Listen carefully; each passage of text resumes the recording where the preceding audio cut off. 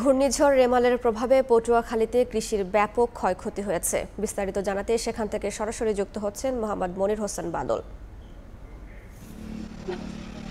ঘূর্ণিঝড় রেমাল চলে গেল, রয়ে গেছে তার ক্ষতচিহ্ন। সে উপকূলীয় জেলা পটুয়াখালীতে প্রতি বছর কোনো না কোনো দুর্যোগ হানা দেয়। এবছরও কিন্তু তার কোনো ব্যতিক্রম হয়নি। এবছরও কিন্তু ঘূর্ণিঝড় রেমালের কারণে বেশি ক্ষতিগ্রস্ত হয়েছে এই উপকূলীয় জেলা পটুয়াখালীতে। আপনি জানেন এই ঘূর্ণিঝড় রেমার কিন্তু 2 দিন ব্যাপী তাণ্ডব চালিয়েছিল এই উপকূলীয় জেলা পটুয়াখালীতে, যার কারণে এখানে বেড়িবাঁধ ভেঙে লোকালে পানি প্রবেশ করে। এখানকার পানি বন্দী হয়ে থাকে প্রায় এই জেলার হাজার হাজার মানুষ। তবে পানি উন্নয়ন বোর্ডের তথ্য অনুযায়ী পটুয়াখালী জেলায় যে 1300 কিলোমিটার বেড়িবাঁধ রয়েছে, এর ভিতর ক্ষতিগ্রস্ত অবস্থায় ছিল 10 কিলোমিটার বেড়িবাঁধ।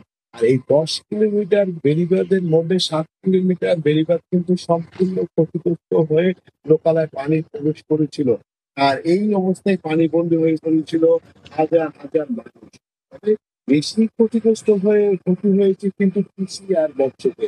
মৎস্যতে যদি আমরা বলতে পারি যে পটুয়াখালী জেলায় প্রায় 15,000 পুকুরের মাছ কিন্তু ভেসে গেছে নৌকালা বা বিভিন্ন নদী। এছাড়া প্রায় 700 কি বেড ছিল এই মাছের বেড়ে, যেগুলো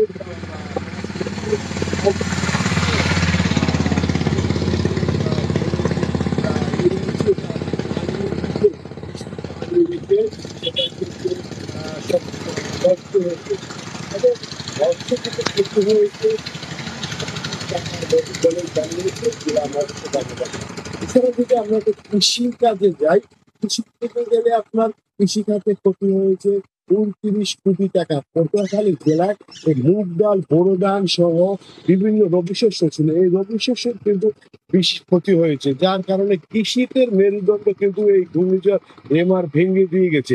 তবে প্রতি বছরও ঘূর্ণিঝড় এখানে আঘাত আনলে ঘূর্ণিঝড়ের সময়টা থাকে 5 থেকে 6 ঘন্টার ভিতর ঘূর্ণিঝড়টা কিন্তু চলে যায়। কিন্তু এবছরে যে ঘূর্ণিঝড় রেমারটা কিন্তু 2 দিন ব্যাপী তাণ্ডব চালিয়েছিল এই উপকূলীয় জেলা পটুয়াখালীতে, যার কারণে বেশি ক্ষতিগ্রস্ত আমরা বলতে পারি। ফিডরের পর এরকম ঘূর্ণিঝড় আর স্থানীয়রা দেখে না বলে বিষয়টা জানিয়েছে। তবে এখন যে বেড়িবাঁধ ক্ষতিগ্রস্ত অবস্থায় রয়েছে, এই বেড়িবাঁধ গুলো যদি খুব সত্তর যদি এগুলো যদি মেরামত করা না হয়, তাহলে আগামী সামনের যে অমাবস্যা পূর্ণিমার জো রয়েছে, এই জো থেকে কিন্তু পানি উঠে আবার লোকালয়ে পানি প্রবেশ করে মানুষ কিন্তু আবার পানি বন্দী হয়ে থাকবে। তাই সাধারণ মানুষের কিন্তু একটি দাবি যে আমাদের বেড়িবাঁধ গুলো আমাদের অতি সত্ত্বে মেরামত করে দেওয়া হয়, যাতে আমরা পানির মধ্যে আর ভাসতে চাই না। পাশাপাশি এই এখন পর্যন্ত কিন্তু লোকালয় থেকে পানি সরতে শুরু করেছে, তবে এখনো কিন্তু পানি বন্দী আছে অনেক মানুষ। আর এদিকে ঘর যে বিধ্বস্ত হয়েছে, জেলা তথ্য অনুযায়ী 37,000 ঘর কিন্তু ছোট পাকা কাঁচা ঘর নিয়ে বিধ্বস্ত হয়েছে। এই ছিল পটুয়াখালী থেকে আমার কাছে ঘূর্ণিঝড় রেমারের সর্বশেষ খবর।